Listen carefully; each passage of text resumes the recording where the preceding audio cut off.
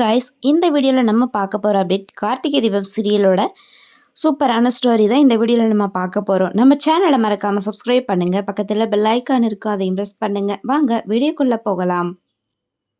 ஒரு வழியாக கார்த்திக் தன்னோட தாய் மாமா ஃபேமிலியை கூட்டிக்கிட்டு கிராமத்துக்கு போகிறாங்க. அங்கே போனதுக்கப்புறம் பார்த்திங்கன்னா அந்த கோவில் கும்பாபிஷேகத்தை நடத்துறதுக்காக எல்லாமே ஏற்பாடு பண்ணிட்டாங்க. இந்த பக்கம் நம்ம கார்த்தியுடைய தாய் மாமாவை போலீஸ் அரெஸ்ட் பண்ணி கூட்டிகிட்டு போயிட்டுறாங்க. கார்த்திக் ரொம்ப நேரமாக தேடிக்கிட்டே இருக்காங்க அவங்க மாமாவை. ஆனால் அவர் எங்கே போயிட்டாருன்னே தெரியல.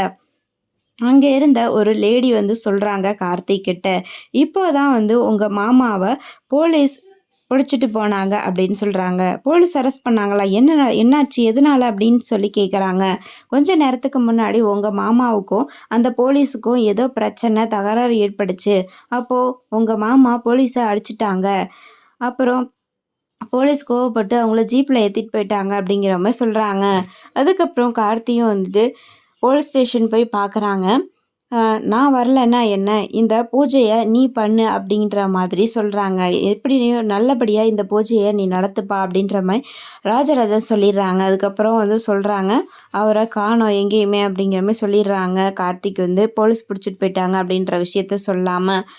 அதுக்கப்புறம் ஊர் மக்கள் எல்லாம் பேச ஆரம்பிக்கிறாங்க. இவர் இந்த பூஜையை நடத்த முடியாமல் இப்படி தடங்கல் ஆகுதே, என்ன பண்ணுறது அப்படிங்கிற மாதிரி பேசிக்கிட்டு இருக்காங்க.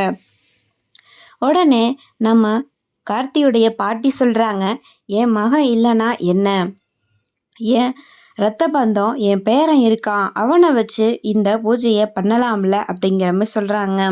அதுக்கப்புறம் அதெல்லாம் முடியாது அப்படிங்கிற மாதிரி சொல்லிக்கிட்டு இருக்காங்க ஊருக்காரங்க. இன்னொரு பக்கம் வெளியிலேருந்து ஒரு சாமியார் வராங்க.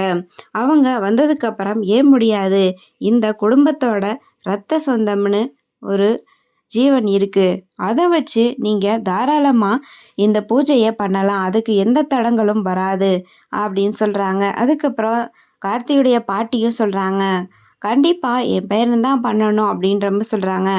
நான் ஒத்துக்க மாட்டேன் அப்படின்னு இப்போ சாமுண்டீஸ்வரி சொல்கிறாங்க.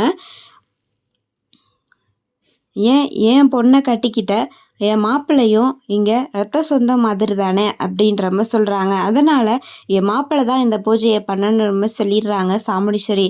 அதுக்கப்புறம் ஓகே, தாராளமாக இந்த பூஜையை பண்ணட்டும் அப்படின்னு சொல்கிறாங்க பாட்டியும். அதுக்கப்புறம் சாமுண்டீஸ்வரியை கார்த்தியை கூப்பிட்டு உட்காருங்கப்பா அப்படின்ற மாதிரி சொல்கிறாங்க. கார்த்தியும் போய் உட்காந்துடுறாரு.